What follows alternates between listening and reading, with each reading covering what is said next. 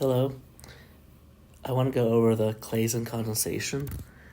We'll look at the mechanism in this video. I like to think of the Claisen condensation as an aldol reaction, but instead of attacking aldehydes and ketones, we attack esters.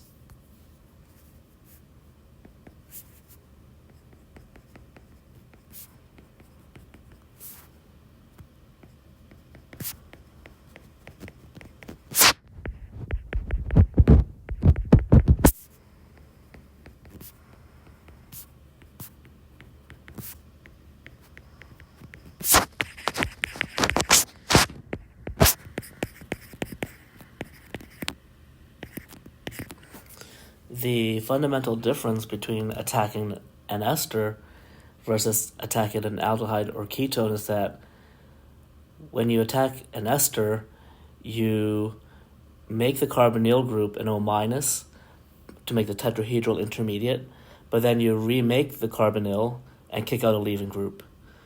For aldehydes and ketones, when you attack the carbonyl group, you create an O-, which is protonated to be an OH, because there is no leaving group for aldehydes and ketones. Let me show you in this example what we'll do for Claisen. You'll notice that it's very similar to an aldol, where you make an enolate at the alpha position and you attack a carbonyl group or an acyl group. Now this is going to be a self-aldol condensation where the enolate attacks another one of itself, or the enolate version attacks the non-enolate version. And if you've seen my previous videos on enolates, you are very familiar with me strategizing what bond is going to be made. It's going to be the alpha bonded to the dot, and normally with an aldol reaction, this group becomes an OH, and then if possible you will dehydrate to make a double bond between the alpha and the dot. But in this case, the ester, we attacked an ester, correct? And the ester has a leaving group. Let me write this neater. The ester, yikes, has a leaving group. Now, in this case, yeah, it is an ester attacking another ester. And that's definitely a Claisen. But I could also envision an enolate made from a ketone, like for instance that, or an aldehyde. As long as it attacks an ester and you have this leaving group on the ester, you are actually doing a Claisen in this case, specifically a Claisen condensation. We are going to kick out the leaving group. That's the main point. And so the final product is fairly easy to draw. I'll talk about the reagents a bit later. We do have a base, but we also have, in a second reaction, acid. We don't see that with the aldol condensation. We don't do a second step acid, and I'll show you that also, why that's the case. I really should have done the mechanism first. Okay, that's the setup. Let's do the mechanism right now, and then we'll draw the final product. So let's make the enolate. Okay, everyone see that? Let's start from the upper left. Okay, good. Our alkoxy group had 3 carbons.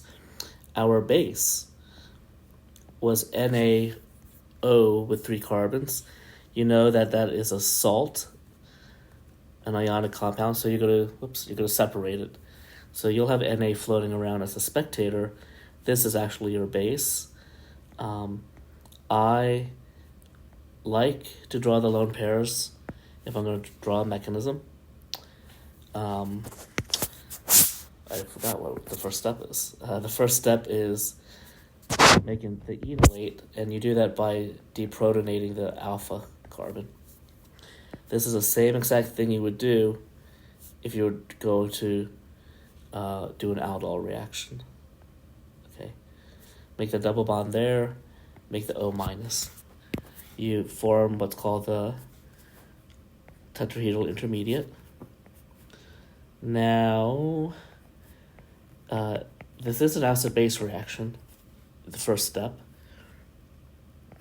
So you possibly could figure out equilibrium.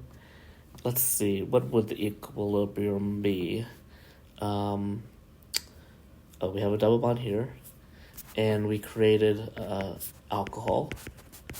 Okay, so this alcohol has a pKa of 15.5 or 16, whereas the ester alpha carbon has a pKa of around 25. So it is true, when you have 16 versus 25, you will favor the weaker acid. And I don't care about the length of the equilibrium arrow. Some professors do. Okay, so it's kind of strange. We're doing a reaction, but the first step, the starting material is favored. It doesn't matter. You could use Le Chatelier and push it forward by adding more of this, or by removing this as it is proceeding on to the next step. Okay. So that's one example of using pKa's to figure out the equilibrium. For the rest of the mechanism, I'm not going to worry about which side is favored. I am going to use equilibrium arrows for sure, because it is an equilibrium, but I'm not going to worry about the length of the equilibrium arrows. Okay, I'm going to be taking a lot of notes because for a lot of you, this is the first time drawing the full mechanism of a Claisen condensation. So there's your enolate, and it's a see that light blue molecule here? So I am going to attack another one of itself, the non-enolate version. Oh boy. Okay, it doesn't matter. I should have drawn it on the other side of the arrow, but I think this is fine. Remake the double bond. Okay, this is the same thing as what we would do with an aldol. Attack the carbonyl. Yes, and make the O minus. Okay, look how I'm going to draw this. I'm going to draw the alkoxy part on the left now, and draw the ester this way. I'm going to make sure I keep track of the alpha, because that's where the bond is going to be made between the alpha and the dot. Okay, so let's draw the dot as well, right there. So there's a dot there. Okay, here's the O minus. Here's the leaving group. And here's the R group. Okay, all right. That's only step 2, right? And we're close to the product, actually. Let's remake the double bond. So now we're going to deviate from the aldol, because the aldol reaction, you cannot do this because there is no leaving group. Okay, let us draw the product of the intermediate of step 3. Okay, so yes, I'm drawing the ester as is. Is that what it was? That doesn't look right. Let's go back. Off the alpha, we do have 1 carbon, and then we have this isopropyl group. My bad. I believe that's the correct. Okay. I better count carbons. 1, 2, 3, 4, 5, 6, 7, 8. 1, 2, 3, 4, 5, 6, 7, 8, and then we're going to lose this group. Okay. We remade the double bond, and what you'll notice is that we didn't draw the product, but this is the actual Claisen product. But unfortunately, it's not unfortunate, it just happens to be, we created a very good oxide base, right? This was our leaving group. And so we know that this alpha hydrogen is pretty acidic because of resonance. Well, look at this one, right? We have two places for resonance. So that's really acidic, more acidic. It's like an ester ketone. So I'm going to draw the hydrogen here, and I am going to strip it off. Now, where do these electrons go? You can either go to the left or to the right. I'm going to go to the left, and I'm going to make the enolate here. For me, it doesn't matter whether you put the O minus here or here, as long as your arrows are indicating the correct movement. And we have this. We'll have the O minus. We have a double bond here.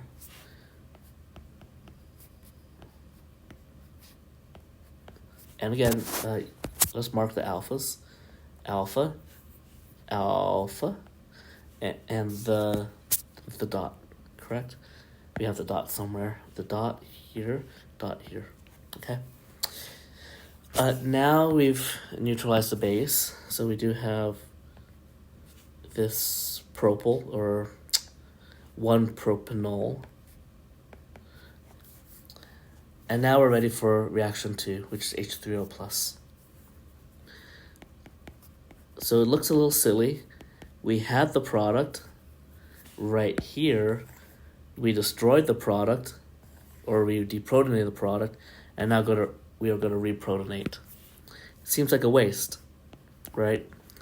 We deprotonated just so we can reprotonate or protonate. Well, the thing is, it is unavoidable losing that proton. And I'll explain that in just a bit, but for now, let's reprotonate, or just say protonate. And we have this. We have our product one more time. And now we can stop. This is your Claisen product. It is alpha. It is connected to this dot. But that dot technically now is called the beta position. And this is called a beta keto ester, because you have the ester group here, and then the next door is alpha, next to that is beta. You have a keto group here. So if you make a beta keto ester, you probably did the Claisen reaction properly. Now, let's go back to a couple of issues. The first thing is, we made our product here, and then we deprotonated it to get this, and then we protonated it to get back the same molecule. It seems like a waste, but the issue is, you are in a round bottom flask. Not you, the reaction, right? And so, once this occurs here, to get the product here, you notice that we kicked out an O minus, and that O minus is in the round bottom flask, and there's no way for us to say stop, do not do this, do not do a very easy, actually, acid-base reaction. And so that's unavoidable. Okay, unfortunately, this is unavoidable. Unavoidable. The deprotonation is unavoidable.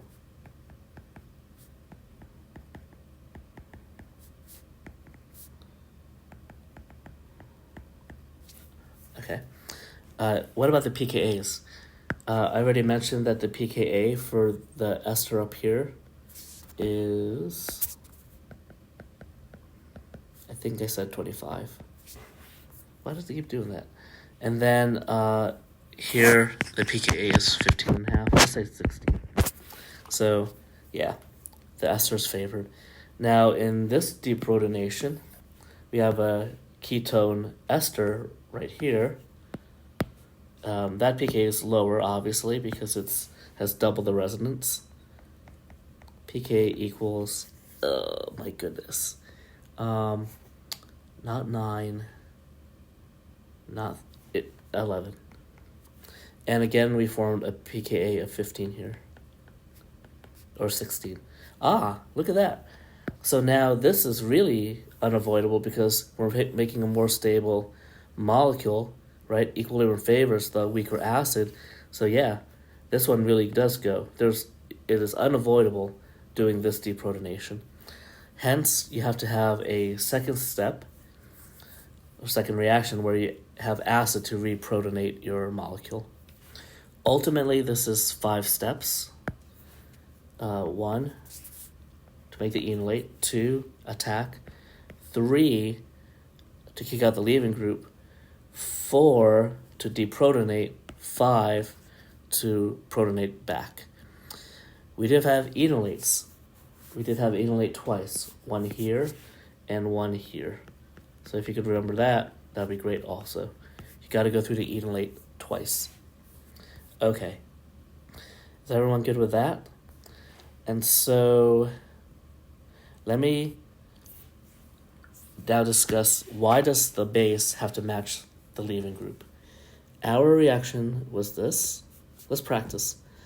So can you draw the product pretty quickly if you're given these reagents in the starter material?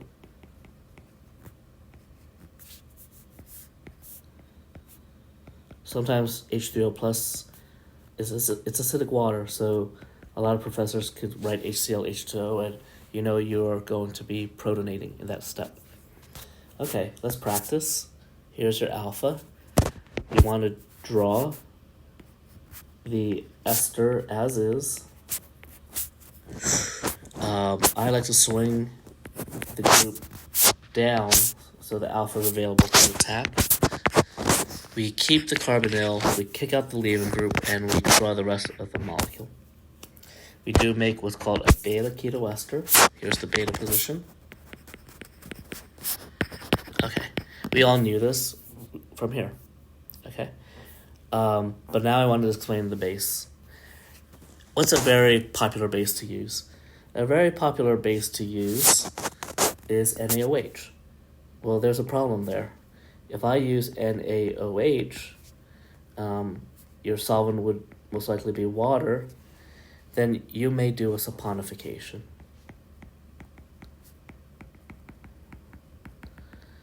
And the saponification looks like this, right? It's a hydrolysis to get the carboxylate plus your leaving group, okay?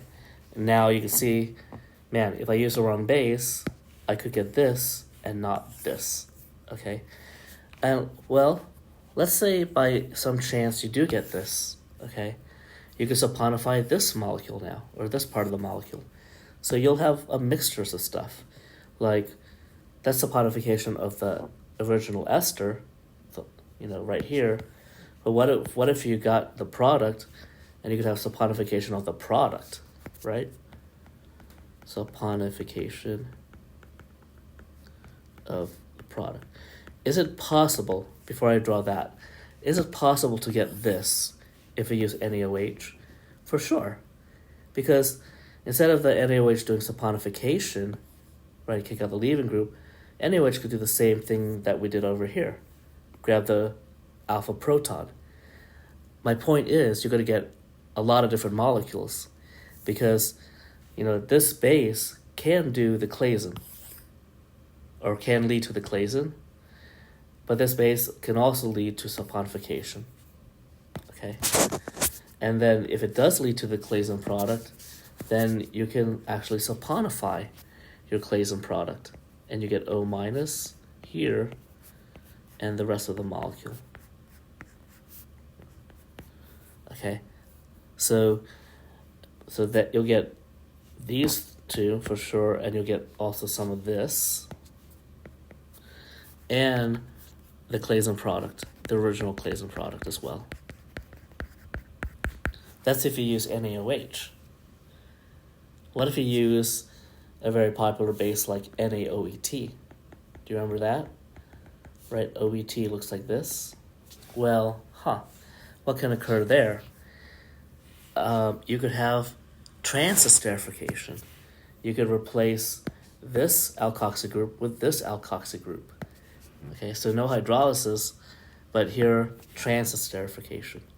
So you could have this, just 2 carbons, plus the group that you kicked out. That's called transesterification. Is it possible that if you accidentally use this base to get our product that we want, or the Claisen product? Yeah, because this base doesn't have to attack here to do transesterification. You could also remove one of these hydrogens to make an enolate, and eventually you'll get the Claisen. So yeah, here also you'll get the Claisen product. But once you get the Claisen product, you could also get, again, another transesterification of that product. So again, what I'm trying to impress upon you is that if you don't match the base with the leaving group, you will get a mess. So what's the transesterification? You get 2 carbon alkoxy group instead of the desired or the expected 3 carbon alkoxy group. Okay, so we have this. Okay, now there's an issue of solvent. Okay, if, let's say, here's a solvent, by the way, for the original equation. Let's say you use, it's a new, kind of a new topic. What about the solvent? What if if you want to do this again,